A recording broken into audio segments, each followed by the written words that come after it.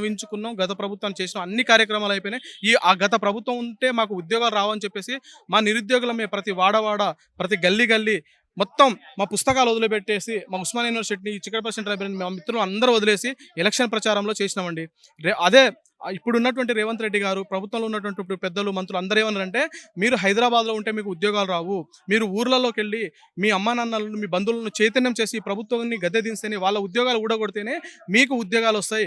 అప్పటి వరకు మీకు ఉద్యోగాలు రావంటే మేము నమ్మి అండి, వీళ్ళ మాటలు నమ్మి మేము ఎలక్షన్ ప్రచారంలో చేసి మేము ఆ ప్రభుత్వాన్ని పడగొట్టి ఈ ప్రభుత్వాన్ని తీసుకొస్తే, ఈ రోజు ప్రభుత్వం ఏర్పడ్డ తర్వాత కూడా ముఖ్యమంత్రి గారు, సాక్షాత్తు రాష్ట్ర ముఖ్యమంత్రి గారు చాలా వేదికల మీద, మీ అందరికీ తెలుసండి, చాలా వేదికల మీద నిరుద్యోగులతోటే ప్రభుత్వం ఏర్పాటైంది కాంగ్రెస్ ప్రభుత్వము. అది నిరుద్యోగులతోటే సాధ్యమైందని చెప్పేసి, నిరుద్యోగులకు కృతజ్ఞతలు చెప్పేసి చెప్పినటువంటి ముఖ్యమంత్రి సంతోషం మాకు. కానీ ఈ రోజు గత ప్రభుత్వం ఇచ్చినటువంటి పోస్టులు పెంచడం ఏంటిదండి? ఇదెక్కడి దారుణం అండి? గ్రూప్ 2లో గత ప్రభుత్వం వర్టికల్ ఉంటే హారిజంటల్లో పెడతామన్నారు. గ్రూప్ 1 నోటిఫికేషన్ రద్దు చేసి ఫ్రెష్ నోటిఫికేషన్ ఇచ్చినట్టు గ్రూప్ 2 నోటిఫికేషన్ ఇవ్వచ్చు కదా అండి. మళ్ళీ వర్టికల్లో ఇస్తే మళ్ళీ కోర్టు ప్రాబ్లం, న్యాయ ప్రాబ్లం, సమస్యలు రావా అండి? ఈ మాత్రం ప్రభుత్వానికి తెలియదా? సలహాలు ఇచ్చేటోడు ఎవరండి? చాలా మంది నిరుద్యోగులకు రిప్రజెంటేషన్ మేమని చెప్పినట్టు వాళ్ళు నిరుద్యోగులు కాదు, ఏమి కాదు. వాళ్ళు కోచింగ్ ఇన్స్టిట్యూట్ సంస్థ డైరెక్టర్లు, స్టడీ హాల్ నడుపుకునేటటువంటి వాళ్ళు, హాస్టల్ నడుపుకునేటువంటి వాళ్ళు. వాళ్ళకు మా నిరుద్యోగుల సమస్యలు ఏం తెలుస్తుందండి? వాళ్ళకి కనీసం సిలబస్ మీద అవగాహన లేదండి. క్వాలిఫికేషన్ ఉన్న ప్రతోడు అప్లై చేసుకున్న ప్రతోడు సిన్సియర్ యాస్పిరెంట్ అవుతానండి. మేము జెన్యూన్ యాస్పిరెంటము. సమస్యలు ఏందో మాకు తెలుసు, మా బాధలేంటో మాకు తెలుసు. తినక రోజు 9 గంటలు మేము చదువుతా ఉంటే, తీరా ఈ ప్రభుత్వం ఏం చేసిందండి? వేకెన్సీని పెంచిందా? వేకెన్సీస్ లేవా అండి? గత ప్రభుత్వం నుంచి వేకెన్సీ గ్రూప్ 1 అండి, ఉమ్మడి ఆంధ్రప్రదేశ్లో నిర్వహించినటువంటి గ్రూప్ 1 ఇప్పుడు తెలంగాణ ప్రభుత్వం వచ్చిన తర్వాత ఒక్క వేకెన్సీ నిర్వహించలేదండి. మరి ఆ వేకెన్సీలను ఎటుపోయినాయండి? కొత్త జిల్లాలు ఏర్పాటైనాయి, కొత్త మండలాలు ఏర్పాటైనాయి, కొత్త గ్రామాలు ఏర్పాటైనాయి. మరి ఆ వేకెన్సీలు ఎటుపోయినాయి? కాకులు ఎత్తుకుపోయినాయా? మరి గ్రూప్ 2 వేకెన్సీలు ఎటుపోయినాయండి? గత ప్రభుత్వం ఇచ్చినటువంటి వేకెన్సీలు 780 వేకెన్సీస్ అండి. గత ప్రభుత్వం 2015లో ఒక గ్రూప్ 2 కండక్ట్ చేసింది. మళ్ళీ తర్వాత ఇంకో గ్రూప్ 2 నోటిఫికేషన్ ఇచ్చిందండి. అప్పటి నుంచి 2014 నుంచి ఈవెన్ 2024 వరకు ఎన్ని వేకెన్సీలు ఉంటాయండి? అంటే గ్రూప్ 2లో కూడా జిల్లాలు పెరిగినాయి, మండలాలు పెరిగినాయి, గ్రామాలు పెరిగినాయి, అన్ని పెరిగినాయి. మరి ప్రతి మండలంలో ఒక ఎంఆర్ఓ ఉండాలి కదా, ఒక డీటీ ఉండాలి కదా, ప్రతి మండలంలో ప్రతి టౌన్లో ఒక మున్సిపల్ కమిషనర్ ఉండాలి కదా, సబ్ రిజిస్ట్రార్లు ఉండాలి కదా, సెక్రటరియట్లో ఏఎస్ఓలు ఉండాలి కదా. ఈ పోస్టులను ఎటుపోయినాయండి? కాకులు ఎత్తుకుపోయినాయా? మరి వేకెన్సీలు లేవు అంటే ఎందుకు లేవు? మీరు వర్క్ చేయాలి దాని మీద. ప్రభుత్వ శాఖలో ఉన్నటువంటి ఖాళీలను గుర్తించాలి మీరు వెంటనే. మీ అవసరాల కోసం చేసినటువంటి వెంటనే ఇమీడియట్గా సెకండ్ల మీద పనులు అయిపోతే, కానీ తీరా మా నిరుద్యోగుల దగ్గరికి వచ్చేస్తే, మేము జెండాలు మోయడానికి పనికి రావాలా, మేము మీ వెనకాల తిరగడానికి పనికి రావాలా మేము, కానీ మా సమస్యలు, మా ఉద్యోగ ఖాళీలు గుర్తించడానికి మాత్రం మా కోసం మీ సమయం మాత్రం కేటాయించరు మీరు. అంటే ఎంతసేపు మా నిరుద్యోగులు ఈ స్టడీ హాల్లోనే ఉండాలా, ఈ 5 రూపాయల భోజనం తినాలా, ఈ తర్వాత అన్నదాన కార్యక్రమంలో వెళ్ళి తినాలా, ఇవేనా ఇక మా బతుకులు? మాకంటూ జీవితాలు లేవా? అంటే మాకు ఉద్యోగం రావాలా, మాకు ఒక కొత్త జీవితం రావాలా? మీకు పదవులు వచ్చినాయండి, కానీ మాకు ఉద్యోగాలు వస్తే మా కుటుంబాల, మా తల్లిదండ్రుల కళ్ళల్లో ఆనందం చూస్తామని చెప్పేసి మేము ఇన్ని రోజులు మేము ఇక్కడ హైదరాబాద్లో ఉండి, యూనివర్సిటీలో ఉండి, మేము ఇంటికి పెళ్ళిళ్ళు అయితే, మా అమ్మ నాన్న, మా బంధువుల పెళ్ళిళ్ళు అయితే మొక్కలు చూయించుకోలేదు. దౌర్భాగ్య పరిస్థితి అండి మాకు ఇది. ఎందుకు అసలు ఇవన్నీ? ఒక్కొక్కసారి మా మీద మాకే వేదన పుడుతుంది.